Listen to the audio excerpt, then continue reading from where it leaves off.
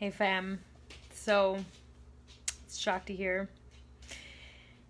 And I'm gonna make probably a lengthier video received a phone call in the middle of this. Talking about what is going on in my life and putting it into perspective for teaching. Because I know that when I'm living it, I'm not the only person on the planet that has ever lived it. And perhaps my perspective and how I'm navigating it could be of use to other people. So that is a name. But I had a very interesting experience today as I was navigating my own grief. And something happened in my consciousness that I had never experienced before. And it started sort of yesterday. Last night, my husband and I went to a Smashing Pumpkins concert, which the Pumpkins were one of my absolute favorite bands growing up. Their music is just so raw and gut feeling. It's a type of music that really goes into your soul and pulls out these really deep feelings. And I was so moved the whole time I was watching them perform. It was something I did not expect. I expected it to be a rocking show because they're an amazing band, but I didn't expect to feel as moved as I felt the whole time that I was watching them perform. And so that kind of opened up the sequence of feelings inside of me and this sort of thoughts about the past and the future and the connecting threads between the past and the future and, how much I've grown since I was listening to the Pumpkins first and the person that I am now versus the person that I was then. That was kind of happening. And then this morning I received some pretty challenging news about my dad. And I believe that everything is exactly as it should be. And of course, I have such deep, abiding faith in the order of the universe and in the way that things play out in my life. And so when I received it, I was initially like, I know that this is a good thing. And this is a way of healing. And this is something that's going to move us forward as a family and be really good. At the same time, the human part of me, the small child, the daughter of this person was crushed, soul crushed, heartbroken, tearful, sad. And that opened up another door, which was, I'm traveling to South Florida to visit my family on Sunday, and my stepfather is really ill and slowly passing away and really doesn't have a lot of time left. So I'm keenly aware that this will be the last time that I see him living.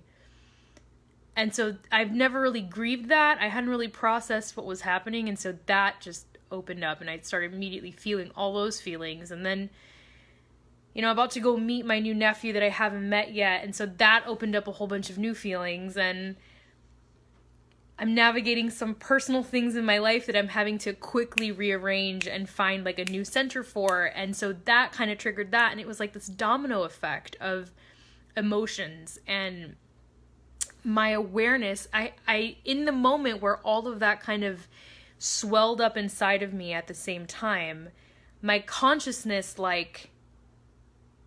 lifted up. It was almost like having an out-of-body experience, except I didn't leave my body. It's my consciousness just went up.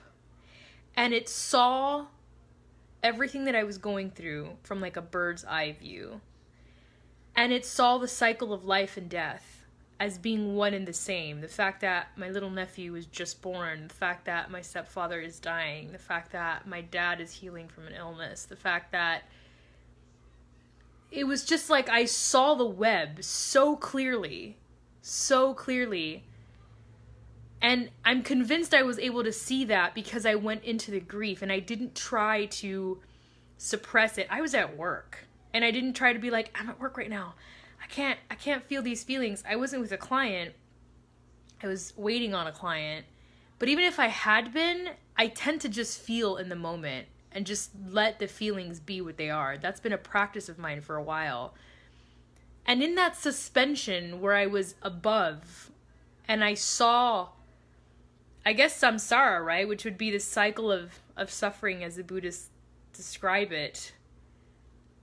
It was a whole new level of my consciousness opened up, and I understood suffering from a completely different angle than I've ever understood before. And I felt this overwhelming sense of like compassion and empathy for myself, for the members of my family that are navigating what they're navigating right now, for the human race as a whole, for everything that we are all navigating and like really struggling to liberate ourselves from this third dimensional fear-filled reality.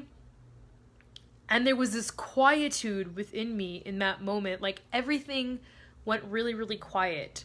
It was like, I describe it as like standing in the eye of a storm, where everything is really like storming around you, but the center is just really still. And I've been in a couple of hurricanes, and when the eye of the hurricane passes over, it's like this eerie silence before the second half of the hurricane passes over where you are. That's kind of what it felt like. I've only ever had that happen like one time before, when I encountered a snake, a water moccasin, which is another really powerful story. But it was a similar experience of that instant stillness and perspective. And I recognize that was grief's gift to me in that moment, to see how linked everything is, and that grief is a part of the cycle, and that suffering is a part of the cycle, and it's a necessary part of being in a body and experiencing humanity as we get to experience it because we're incarnated. And that it just verified this knowingness that grief is not to be avoided. Grief is not to be sidestepped. It's not to be suppressed. It's not to talk yourself out of it with positive thinking either. Grief is a guide. It is such a pulling back on the veil into who you actually are. One of my favorite things that happens when I give someone a reading, and it happens almost every reading, is that they start to cry. I don't think I've had a reading where someone didn't cry, actually. I'm like having a hard time. At least the first reading that they ever have with me. And when they cry, it's my favorite moment, because I know at that point the veil has been pulled back and I'm seeing them as they are, and they are sharing with me their real self, their real vulnerabilities, their real fears, their real needs and wants. And that's what grief does. It pulls back your veils and it shows you to yourself at your core. And I think we try so hard to avoid the experience of grief and suffering without realizing that by doing that, we're sort of sidestepping our authenticity. We're sidestepping the ability to deeply know ourselves in a way that we can't know ourselves through another lens.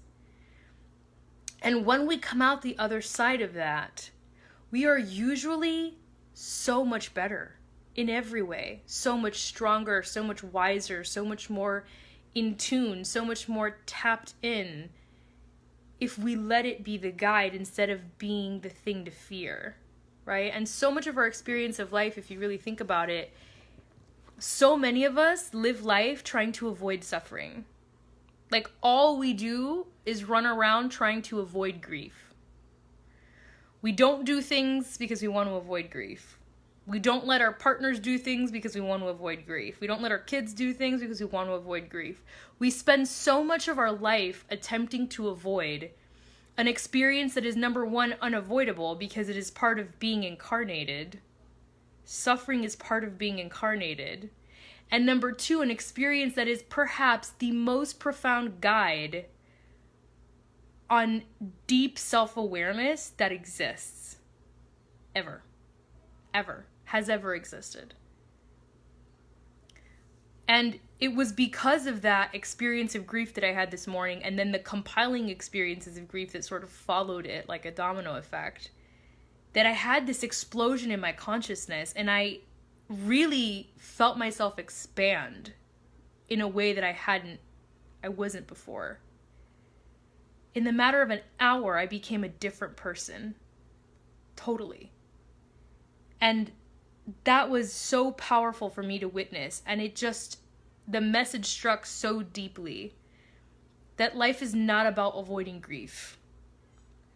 Life is about living.